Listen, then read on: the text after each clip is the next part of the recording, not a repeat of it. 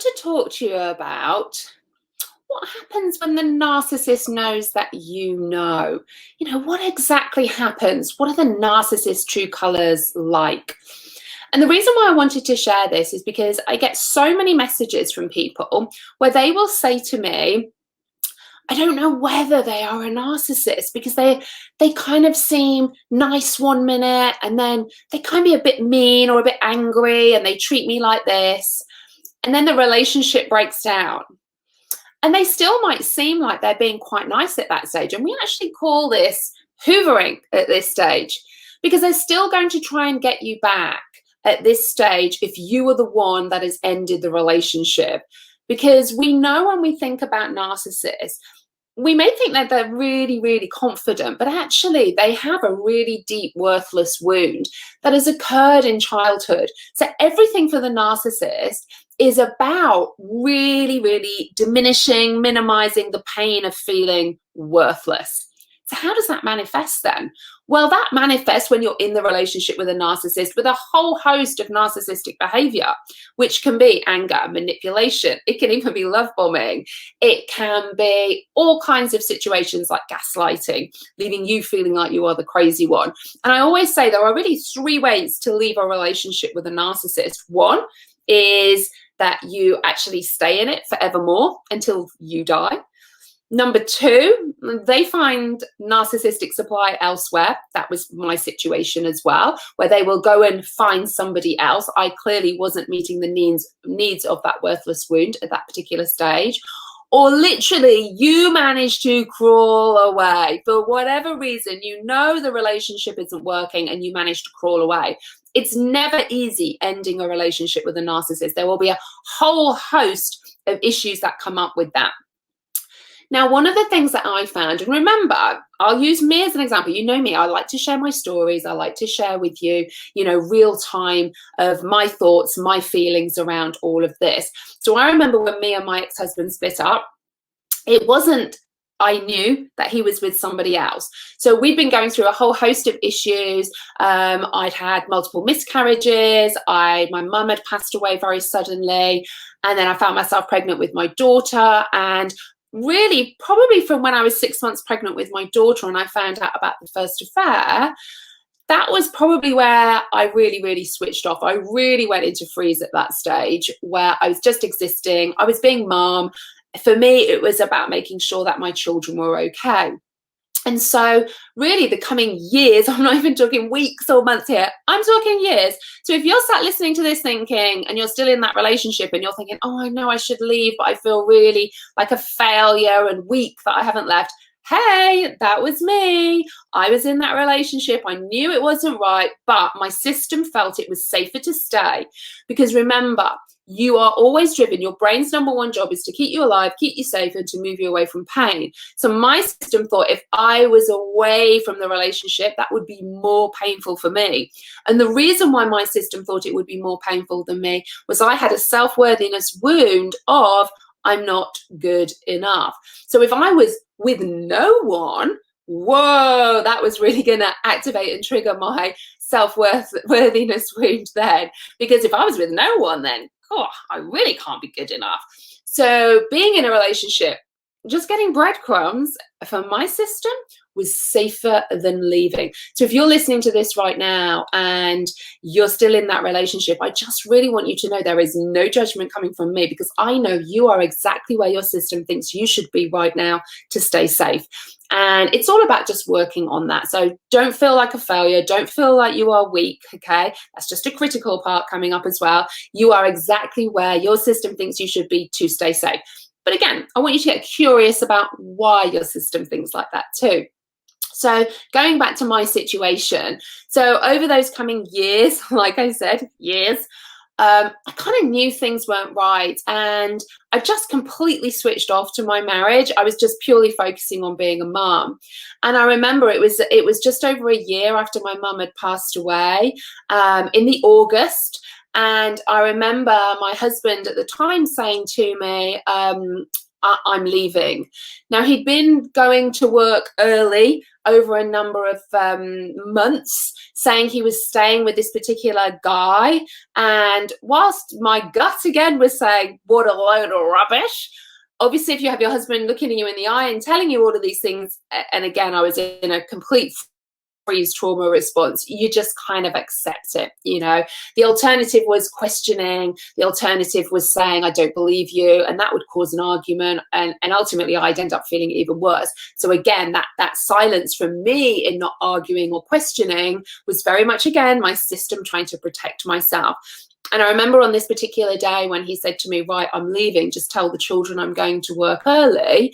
I remember actually saying, I don't know where I summoned it from, but I remember saying, no, not this time. You need to tell them. Now, my daughter was actually asleep at the time. She was not quite 3, and my son was 6 years old. So he brought my son, I remember it like yesterday, brought my son into the kitchen. He told my son, and my son literally fell to the floor on his knees and just went, no. And I remember that. I absolutely remember that. And literally within 5 minutes, my husband had walked out of the door. Now, I'll be honest, he'd been a really good father up until that point, insofar as, because he was very childlike, other than really the last 6 months that we were together, where I really felt that he wasn't present as a father. He certainly wasn't present as a husband, but really not present as a father, that I kind of, not for one moment, thought that he wouldn't see the kids, or he wouldn't really do what he had to do as a father. And I remember even saying to my dad at the time, no, I'm sure, whatever happens between me and him, I'm sure he'll be there. I'm sure he'll be a great dad. And I remember actually saying that because I really, really actually believed it at the time. And I remember when we obviously split up, his reason for that particular time of being the catalyst to split up was because we'd been going through so much heartache. Things weren't great between us. And of course, his reason, and you may well have heard this as well, let me know if you heard this too. His reasoning was, I don't want to hurt you anymore. I can't stand living with you anymore, seeing you so unhappy. So in those moments, it was almost like, I'm breaking up with you because I'm such a nice guy, because I don't want to see you in so much pain. Okay, typical narcissistic behavior. Okay, typical narcissistic behavior, covert narcissistic behavior, very acting like almost they're the victim in all of this, but they're doing the best thing. Okay, and let me know if you can relate to any of that as well.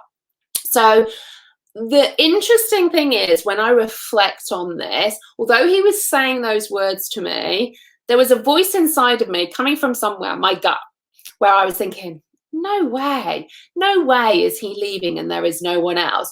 And then I kind of check in with myself and think, Caroline, stop saying that. Don't just think that. No man could leave you if there was nobody else, so to speak. But there was just something about that. And I didn't know about narcissists at this stage. I didn't know at all. And but my gut was saying, I can't imagine him leaving and having nobody else. But for a good few months, that facade was really kept up. And whilst he didn't see the children that much, it was still, amicable doesn't seem quite the word as such, but it was okay with the kind of communication that we were having. There was a lot of him thinking things through, taking time for himself, and all of those. And I went into the pleasing mode of, I understand, don't ever think I'm going to stop you seeing the children, etc., etc., etc. The ever people pleasing person, even though this had happened, and I was going through devastation financially, etc. It was like, no, that's still okay. You take your time. I'll be mum. I'll look after the kids. So we didn't really see them that much over the coming months. And I remember it was, and again, the word amicable, it doesn't necessarily encompass what it was like, but it was as close as I can think about for you to understand that it wasn't necessarily argumentative or toxic or anything at that stage. Believe me, in our marriage, we'd had many moments like that, but it seemed to have been, yes, we're split up. We want to put the children first. And it was kind of bearable, even though I knew financially it was like a bomb had gone off. I kind of thought he would be stepping up as a father. And I remember I was at a friend's house, And I remember getting a text coming through, and I looked at the text, and you know when you read something and you think, did I just read that right? And you think, is this for me? And I read it, and I can't remember word for word what it said, but let's just say it was a text sent to me by my ex-husband that clearly wasn't meant for me. Now, those of you who've read my book, Divorce Became My Superpower, I'm not going to go into tons of detail about it, but if you want to know more of the ins and outs of all of this and the scenarios around it, then go and have a read of my book, Divorce Became My Superpower, because I talk about this more in there. But I don't want to go into all of these details because I want to kind of keep on track with the reason for this. So I remember seeing it and thinking, whoa. And I remember saying to my friend, wow. And I remember actually going, I knew it. I knew it. And when you've been gaslit for so long, actually having the evidence that actually, you know, validates all of your feelings, it's actually quite liberating. So in some respects, I was like, I knew it. I knew it. And it was kind of like freeing and liberating. And then on the other side of the coin, it was like, oh my God, he is actually having an affair. So there was a kind of mixture of emotions involved in all of that.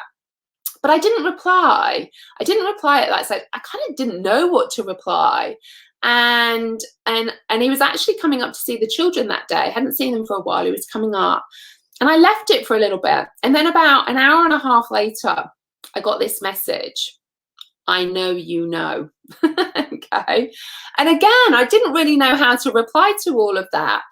So I didn't. And I got another message saying, I'll meet you at the house, get the children to go and stay with. And that was a friend of mine. So I went back to the house a bit earlier, and there was still some stuff in the house that was his. So I kind of got it all together and I put it all in the hallway. And this is when his behavior totally changed towards me then. So bear in mind, we'd obviously had problems in our marriage. You can read all about that in my book. But when we actually split up, it was that element of, I can't bear to see you this unhappy. You know, I'll do what I can for the kids, etc., etc. So there had been really a couple of months where we weren't together, but it didn't seem like it was going to be an issue ongoing as such. And still bear in mind, I didn't know about Narcissist at this stage as well. Okay. So I'd got all of his stuff ready. And when he walked into the house, I just said, can I have the key back and the phone? Because the phone he had still, bizarrely, shows people pleaser again. The phone that he had was still in my name. So he gave me the phone back. He gave me the key. And then this was really the start of him knowing that I knew, because things were starting to come up. And as we stood there having what I can only describe as a chilling, cold conversation, I remember he was leaning up against the wall, arms folded, looking at me like paint drying, no emotion, cold and chilling. And I remember saying to him, I have no idea how many affairs you have had. And I remember this for the rest of my life. He literally stood there with his arms folded. And bear in mind, we'd got 2 children together. We'd been married together. Things had kind of been semi-amicable between all of that. It was like a switch. And he just looked at me and said, it's none of your business, is it? Literally like that. And you know, when you hear something and it's kind of like, did I just hear that right? Is that true? And from that moment, because he knew I knew that he'd had an affair and he cheated. And bear in mind, this wasn't the first time either. There had been obviously multiple other times. It was like a light switch. It was like, okay, you know what I'm like now. I don't need to prove to you that I'm actually a decent guy anymore, because you kind of know. And knowing that I knew, if we think about that worthless wound again that a narcissist has, I was like shining a spotlight on it, because there I was as his wife, or soon to be ex-wife, mother of his children, knowing what he'd done, knowing how he treated me, knowing the ins and outs of our relationship. And he knew that. And because he knew that, he'd got 2 options. One, look himself in the mirror and apologize and say sorry and take ownership and responsibility. But doing that, as we know with a narcissist, is like ripping the scab off that worthless wound. It's not going to happen. A narcissist will not take ownership, will not take responsibility. They have no acknowledgement of what we call subjective distress. And all of a sudden in that moment, it wasn't about, I can't bear to see you this upset and in pain because of my behavior. What it was your behavior made me do all of these things. If it wasn't for you, I wouldn't need to do all of that. And it was like a switch.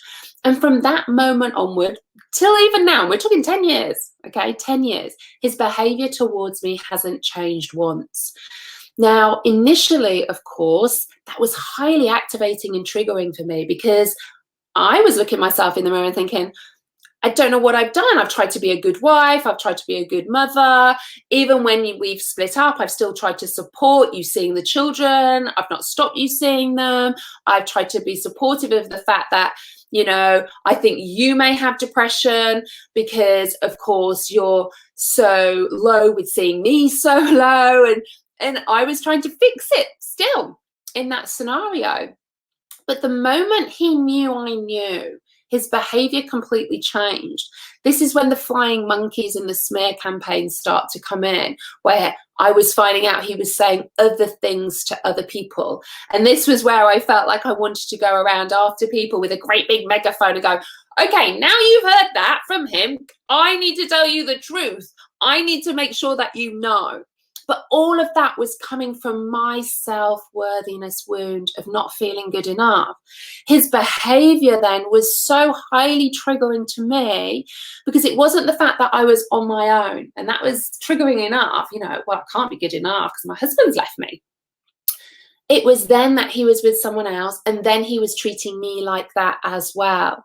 And all of my inner wounds were coming up, you know, and again, you know, I do a lot of internal family systems with the work that I do. So emotional eating, self-harm, panic attacks, depression, anxiety, all of those parts were absolutely coming up for me, diagnosed with complex PTSD, because it was highly triggering that not only was my marriage over and I was saying all of the things like I'm a single mom, I'm from a broken, you know, my kids are from a broken home now.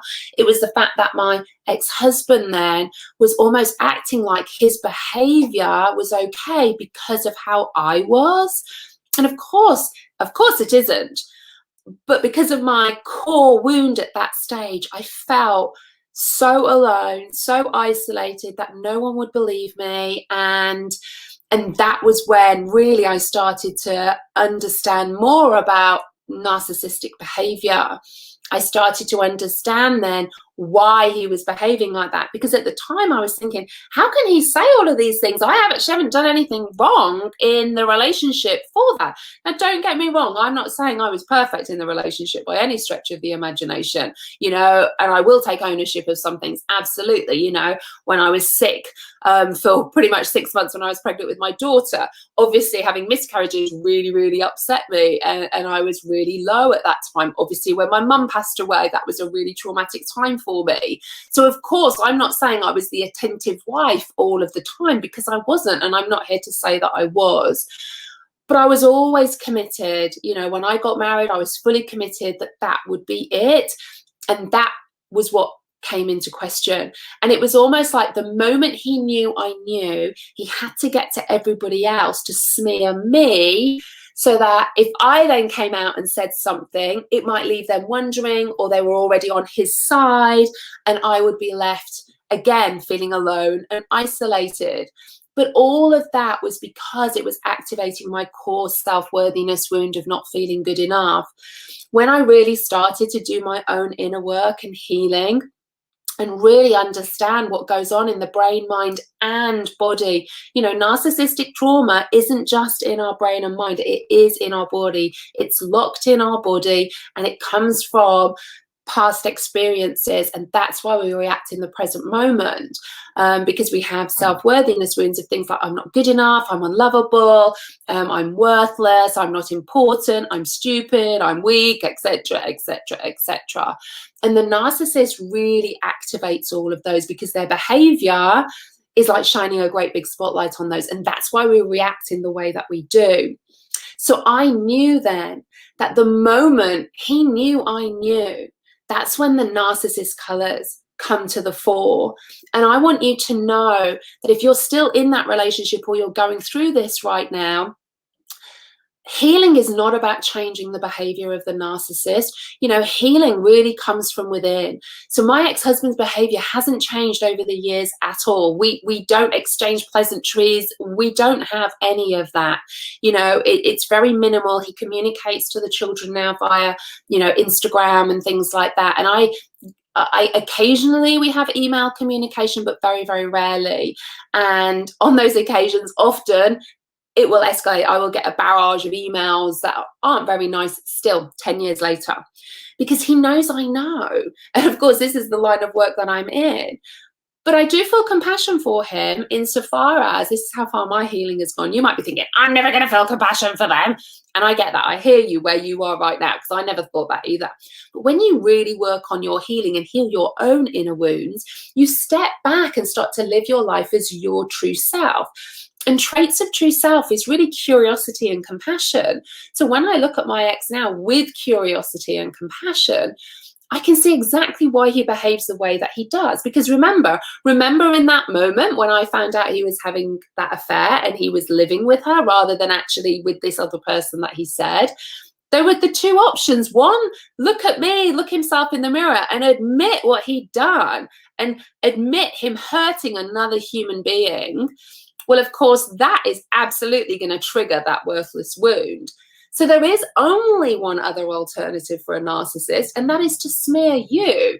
They have to diminish you publicly or in the family or amongst friends, because then that looks less abusive, less coercive, less manipulative with their behavior. And that's why it happens. So I really wanted to talk you through that, because you may have found that their behavior, sometimes you might think, and I went through this, that, well, maybe it will be okay. Maybe we can communicate and it would be okay. And I went through that many, many times. But when they know, you know, remember the narcissist's number one goal is narcissistic supply, so their worthless wound isn't activated. Okay, so know that none of this is your fault, and everything that I've said is an explanation of all of this. It is absolutely not an excuse, and I want you to know you're not alone in all of this. Okay, I've been where you are right now, and I know wherever you are, still in the relationship, maybe it's a narcissistic parent, whomever the narcissist is in your life, they are shining a spotlight on wounds that you can heal. You have the power to not feel activated with the narcissist behavior, because we're not changing their behavior, and we have to go within and we have to really work on the brain, the mind and the body. So it's very much a cognitive and somatic experience for you to really start to heal the trauma of narcissistic abuse. But I hope this has helped you understand that a narcissist's true colors will really, really come to the fore once they know that you know.